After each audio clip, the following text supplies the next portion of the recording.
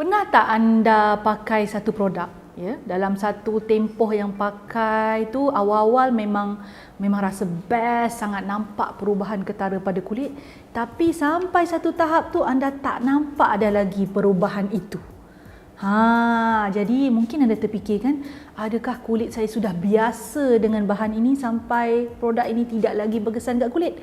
Betul ke tidak ada istilah produk atau bahan sudah terbiasa dengan kulit anda ataupun kulit anda sudah biasa dengan bahan itu, ataupun ada orang sebut produk ni ataupun kulit saya ni dah imun terhadap bahan tersebut. Boleh ke tidak benda ni berlaku? Kita kupas dalam video kali ini.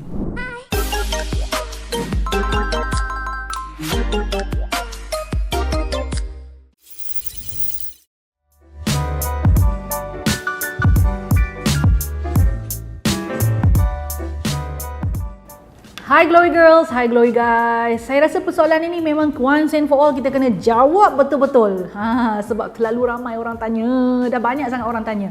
Dan biasanya orang tanya ni atas sebab rasa macam tertanya-tanya. Satu lagi adalah rasa macam kecewa lah bila mana produk yang pada peringkat awal penggunaannya, sebulan pakai ataupun mungkin pada botol pertama penggunaannya, begitu berkesan pada wajah dia sampai dia boleh nampak perubahan yang sangat ketara. Tapi bila masuk botol kedua, bila masuk satu tempoh yang lebih lama, nampak macam tak ada apa-apa yang berlaku pada kulit.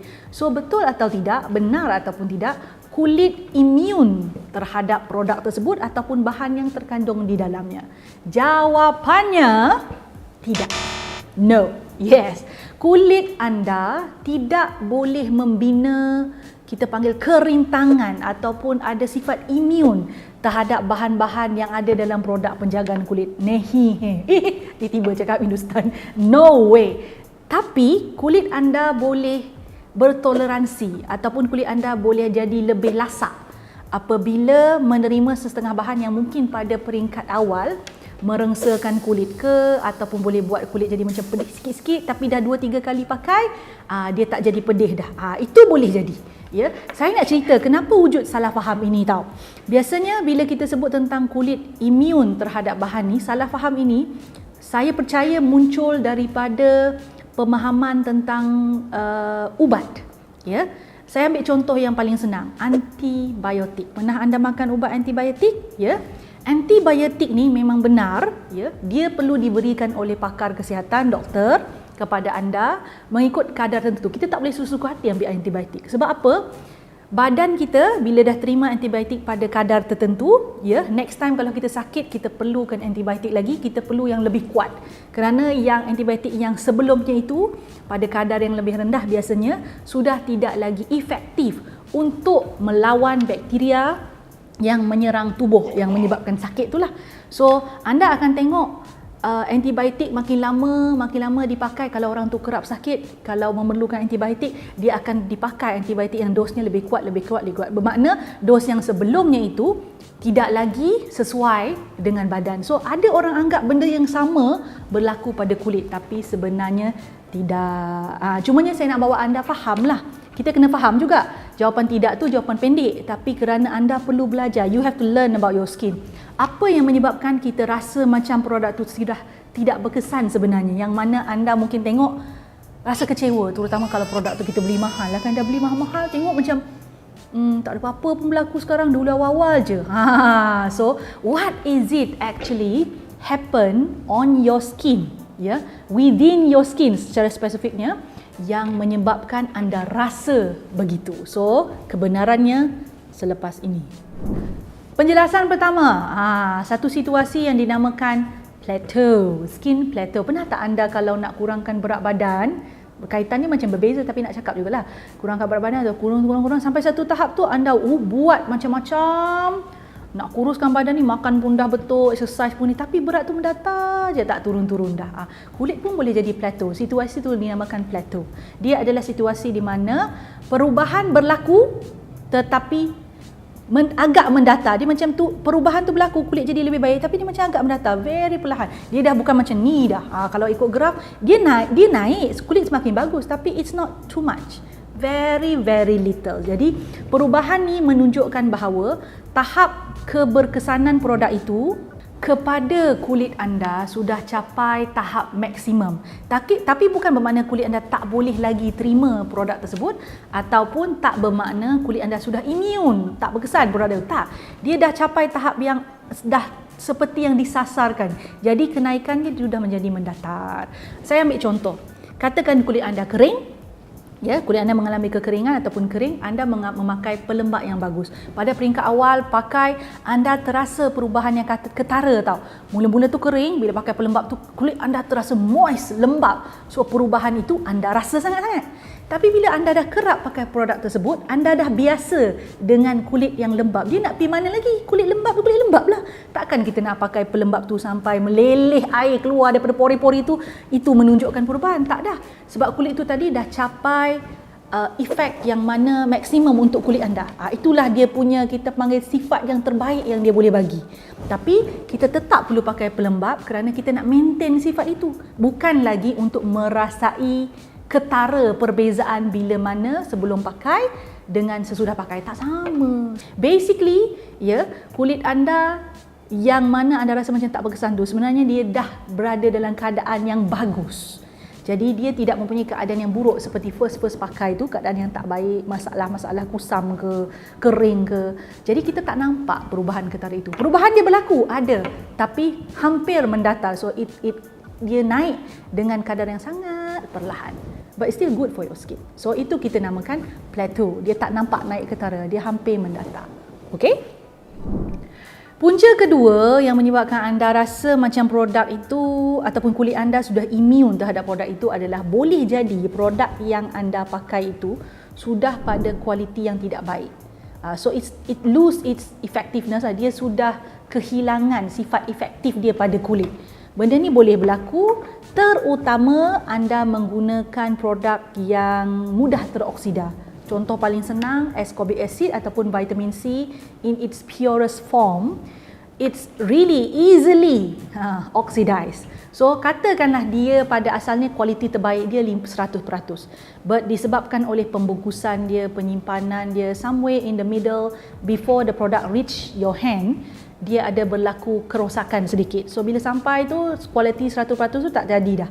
Dia jadi kualiti 50%. So when you use it, it seems like it doesn't give you that much of perubahan ataupun kita panggil difference seperti yang kita dah sasarkan.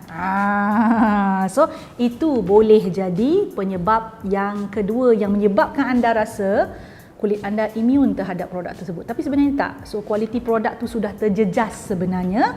Still can use, tapi taklah mendatangkan perubahan yang ketara.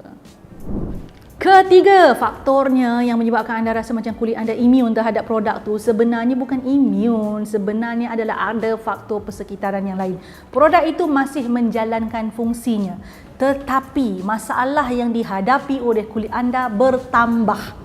Contohlah, anda pakai brightening produk, anda pakai sunscreen dengan betul, tetapi pada bulan tertentu, contohnya kan, anda memang perlu bekerja dalam keadaan yang very exposed to sunlight, dengan pollution, very exposed to dry punya weather, suhu.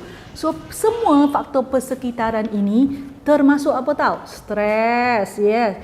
Stres level boleh menjejaskan kesihatan kulit. Kalau tinggi sangat memang boleh.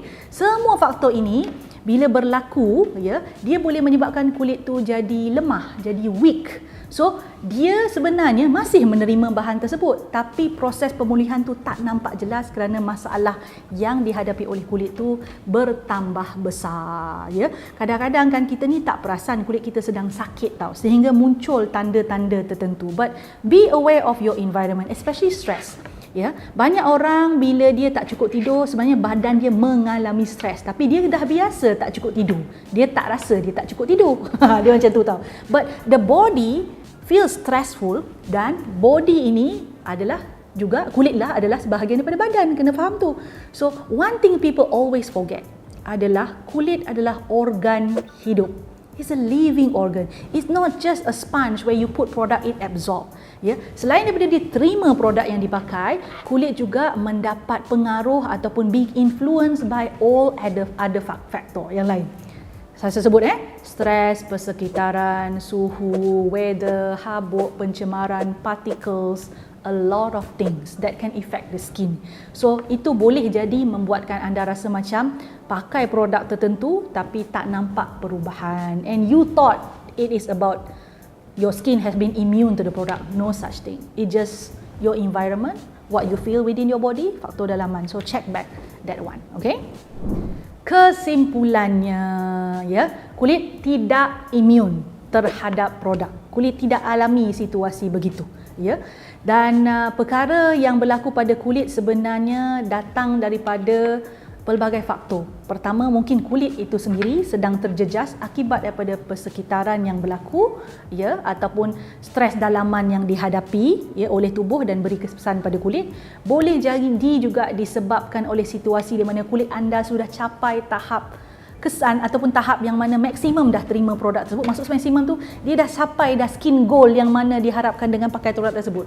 So bila pakai lagi tak berapa ketara perubahan dia, ataupun boleh jadi juga masalah effectiveness pada produk tersebut. Jadi apa yang perlu anda buat bila dalam situasi begini? Anda ada beberapa pilihan. If you don't feel irritated, tak ada kesan-kesan buruk menggunakan produk, tak rasa macam produk tu macam menyumbatkan pori-pori ke, tak ada kesan buruk, ya, you can continue use the product. Tak menjadi masalah pun because it doesn't give you that bad effects, ya. Keduanya, sekiranya anda mahu, anda juga boleh menukar produk. Tujuan menukar produk adalah anda nak nampak kesan berbeza. Tapi kalau nak tukar produk, pastikan anda faham masalah yang sedang dihadapi oleh kulit. Katakanlah anda dah pakai produk brightening yang begitu efektif, but after one point tak nampak perubahan yang ketara lagi, maybe now you want to think of adding hydration to your skin ataupun pakai produk dengan bahan yang meningkatkan collagen so that your skin become plump. Sebab tadi tu brightening tu dah kerja brightening tu dah hampir sampai ke tahap maksimum dah. So itu cara yang anda boleh lakukan. Anda boleh tukar-tukar produk, tapi kena fahamlah apa yang dihadapi ataupun yang diperlukan oleh kulit anda pada ketika itu. Okey, pernah tak anda menyangka yang kulit anda immune terhadap produk atau bahan tertentu? Kalau pernah, kongsikan di ruang komen di bawah. Alright, see you next time. Bye-bye. Suka video yang saya selalu kongsikan? Apa kata? Jangan apa kata, buat sekarang, ya. Subscribe channel saya, like, share dan pastikan tekan butang loceng tu. Yang ada loceng tu, yang cute-cute loceng kecil tu tekan supaya anda mendapat notifikasi setiap kali saya masukkan video baru. Jangan terlepas, jangan tertinggal. Buat sekarang.